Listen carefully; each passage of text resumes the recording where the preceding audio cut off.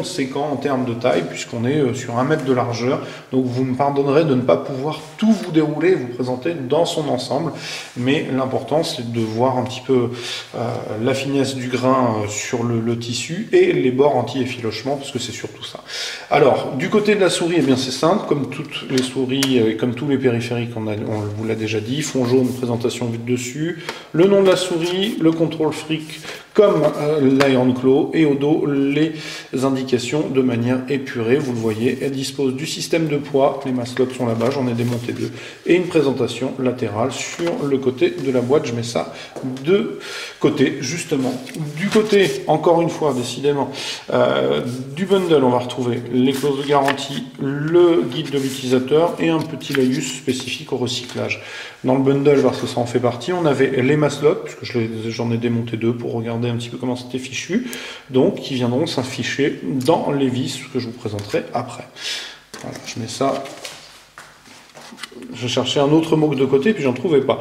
Alors, la souris, bien, vous l'avez sous les yeux, la voici, la voilà. Donc, une souris, je vous l'ai dit, au look intéressant.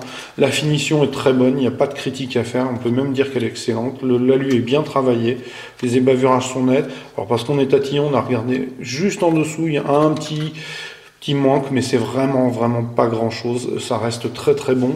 Au niveau des matières, on a du soft touch sur le dessus, du reste sur les côtés, donc vraiment c'est bien fini, c'est joli. Enfin, je trouve ça assez plaisant. Évidemment, tout le monde pourra ne pas être en accord avec moi, je le comprendrai bien, mais en attendant, on a quand même quelque chose de bien fichu. Alors, vous le voyez ici, on a 3 stries qui vont laisser passer le rétroéclairage de la diode, qui est celui aussi du logo, placé sur une coque qui se resserre et qui ne descend pas. On n'a pas réellement de rondeur, en fait, on a un peu une courbure, mais pas de rondeur trop évidente sur l'arrière. C'est ce qui lui permet finalement d'accepter un peu tous les types de prise en main. Donc en remontant les clics, les 2 boutons passage de DPI, la molette, pas de critique sur cette molette, on retrouve la qualité de la harpoon, et donc à croire que c'est vraiment le diamètre de l'Iron Claw qui pose problème. Donc là, l'écran sont marqués, le défilement est souple, dispose d'une bande de caoutchouc avec un petit peu de plexi translucide pour laisser passer la lumière. On a une plaque, un petit blindage sur le côté. De l'autre côté, elle est beaucoup plus recourbée et propose une plateforme avec les 2 boutons en partie avant et le bouton qui a fait la renommée entre guillemets de la M60, c'est-à-dire la présence du bouton sniper. Donc l'idée, c'est tout simplement d'affecter une résolution inférieure, et lorsque vous pressez le bouton et que vous passez en snipe sur un jeu avec voilà, un sniper, et bien ça permet donc d'être plus précis et d'avoir des déplacements plus fins, ou en tout cas moins rapides du fait du grossissement du snipe.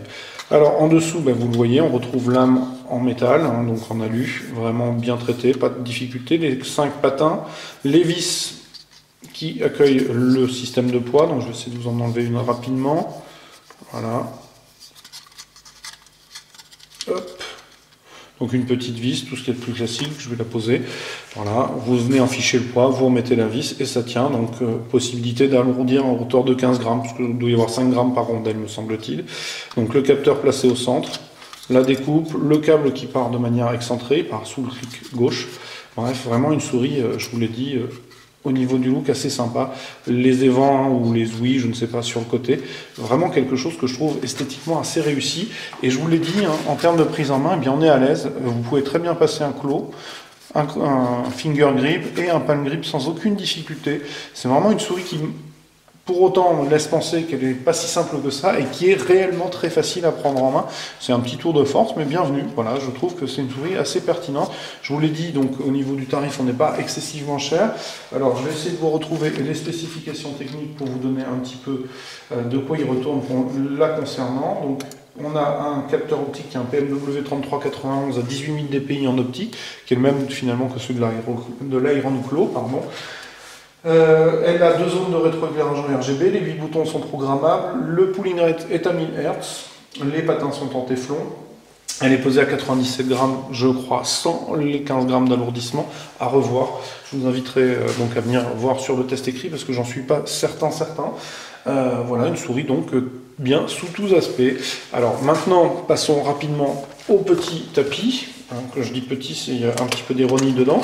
Donc je vais vous en présenter malheureusement que des morceaux. Donc au niveau du bundle, on a les clauses de garantie et un petit laïus toujours sur les garanties. Et je sors le tapis. Voilà. Hop. Donc on a un tapis assez conséquent. Je vais pousser la souris. un peu satiné, assez fin, avec donc des bords anti-effilochement, je vous l'ai dit, et une base en caoutchouc pour que l'ensemble soit assez stable sur le bureau.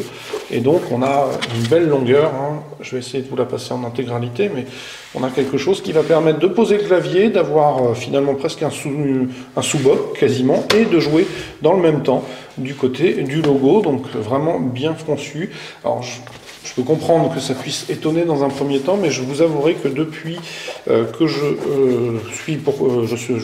travaille pour Cocosland, eh bien, je suis passé depuis fort longtemps au tapis aussi long sous le clavier parce que ça apporte une touche de confort non négligeable. Hein, quand vous avez les paumes sur la table, ou si vous n'avez pas de repose-poignet, ou quand vous avez quelque chose à attraper, enfin bref, c'est vraiment assez confortable et ça apporte une petite touche de douceur dans un monde de brut. Hein, donc un tapis, à mon sens, extrêmement pertinent. Maintenant, ça reste un tapis qui n'est pas donné. Il me semble qu'on est à 39 € de tarif, donc c'est un investissement, mais que si vous travaillez beaucoup sur clavier, etc., finalement on gagne réellement en confort, sachant que la surface de déplacement de la souris est très conséquente et que vous n'avez pas à vous prendre la tête avec un replacement éventuel. Quand on a un tapis un peu court, ça peut être le souci. Donc là, voilà. Maintenant, on aura aussi une glisse typée tissu. Donc un petit peu plus sujette au frottement, un petit peu plus sujette à la résistance dans le déplacement, mais l'aspect satiné devrait apporter quelque chose de pas mal, sachant que le dernier tapis satiné de grande taille que j'ai eu d'entre les mains était un Cupad, et qu'on avait une glisse qui était quand même pas celle de notre tapis de test, qui est un obo tissu très classique, où là la maille est beaucoup plus large, on la sent sous les doigts. Là vous ne sentez pas de maille particulièrement, c'est vraiment satiné, donc à voir. Donc il s'agissait de la présentation donc, du MM350 de Corsair, de la M65 RGB Elite. Je vous invite à venir lire le test écrit qui paraîtra très prochainement sur cocosland.com. Comme d'habitude, je vous souhaite une excellente journée, je vous dis au revoir et à très bientôt.